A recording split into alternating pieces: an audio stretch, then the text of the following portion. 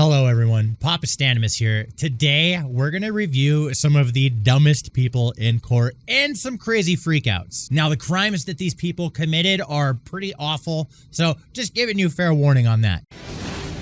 Sorry just isn't enough. A Detroit judge throws the book at a teenager who admitted to killing a World War II veteran in cold blood.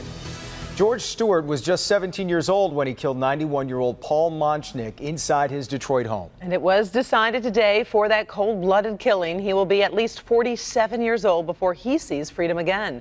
Our Lauren Podell was in the courtroom for what turned out to be a very emotionally charged sentencing.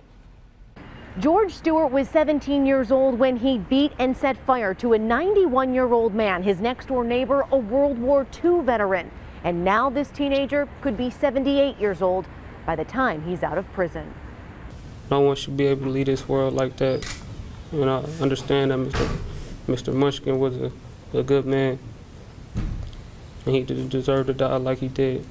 And a brutal death it was. 91-year-old Paul Monchnik was beaten to death, then set on fire in his own home at the hands of George Stewart last November, a day the victim's son can never erase from his memory. The terrible, sickening feeling I get thinking that my dad's last hour on earth was filled with horror and pain, worse than anything he went through in the war. Stewart pled guilty to second-degree murder and today was sentenced 30 to 60 years in prison. Stewart's sister says her brother is not a monster. His sister says that he's not a monster? Is she out of her mind? I mean, I get family can be close and it changes some things, but this guy like murdered a World War II veteran and then went and bought gasoline and lit him on fire. My brother have never been in any trouble in his life. Never.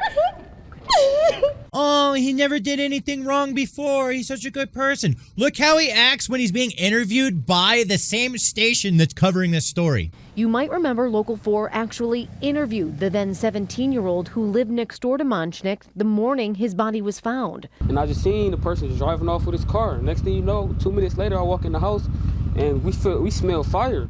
But evidence and surveillance footage of Stewart filling up a gas can tied him to the unthinkable murder that tore a family apart. An act of mercy allowed Marilyn Aguilera to walk into court Friday and accept a plea deal the state offered in good faith. A deal Aguilera threw away in spectacular fashion. Before we go over how this woman absolutely ruined her chances at a plea deal, and before we get to the Larry Nassar stuff, which I know all of you really want to see, I want to ask you guys to like this video and subscribe to the channel if you have not already. Most of you watching this video are not subscribed. Please subscribe to this channel for more videos like this. These people have been sitting here in this courtroom for hours. Act like a grown-up. Raise your right hand. The admonishment marked the beginning of the end to a hearing that featured an agitated judge, an exasperated prosecutor, and a helpless defense attorney. Ms. Aguilera does not have to accept this plea. No, I am not interested in negotiating with a person that wants to do what she's doing. No, I'm not taking a plea on this case. I'm sorry. Linda, my name is not Linda, and do not address me now, please. Miss Ward, No. All right, I'll set this. Stop talking when I'm talking. Aguilera was facing 4 years in prison for a DUI crash that left South Dade High principal Javier Perez without his legs. Perez was in court in a wheelchair next to his wife and was the one who asked the state to offer Aguilera a deal. And they are people that want closure to this very painful chapter in their lives. Do you understand that? Yes. The judge's impatience gave way to a serious concern that Aguilera was on medication for a mental illness and not in the right mind to accept her guilt.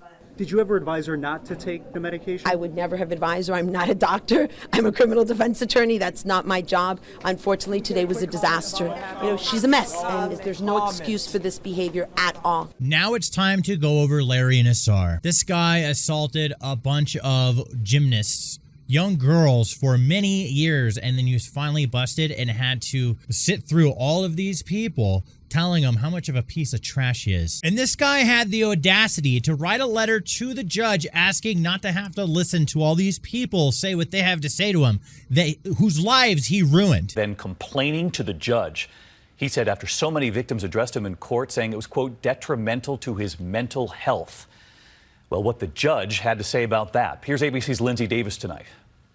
For 3 days now, more than 80 women have unleashed an onslaught of emotions directed at Larry Nassar. The life has literally been sucked out of me. Today, even the judge took aim, dismissing a letter from Nassar to the court expressing concern about his mental ability to hear from all these accusers. Spending 4 or 5 days listening to them is significantly minor, considering the hours of pleasure you had at their expense. More than 150 women have accused the former doctor for the USA Gymnastics team and Michigan State University of sexual abuse. Wow. What have you done? You cannot even begin to imagine. I don't know who you are now. Or maybe I never knew. Maybe none of us did. But Larry, you did this to yourself, and you did this to us. Inmate Nassar. That is what your name is. And don't you forget that. And while we all are moving mountains, you, Larry, will have no choice but to sit in prison and wait to die. I will be out in the real world, thriving, empowering, and standing by others, while you rot in a prison cell the rest of your life. You hid for years behind Olympic rings and a Spartan head, but there is now nowhere left for you to hide, Larry.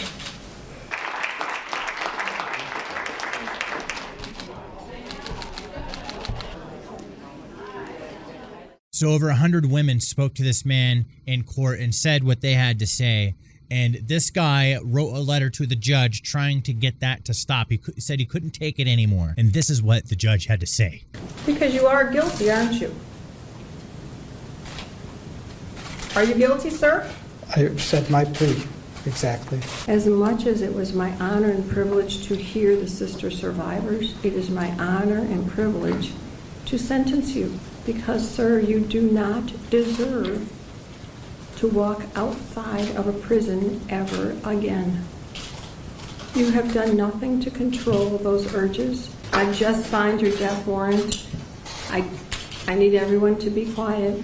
I still have contempt powers. I told you I'm not nice. Thank you. That's all for the record. All right.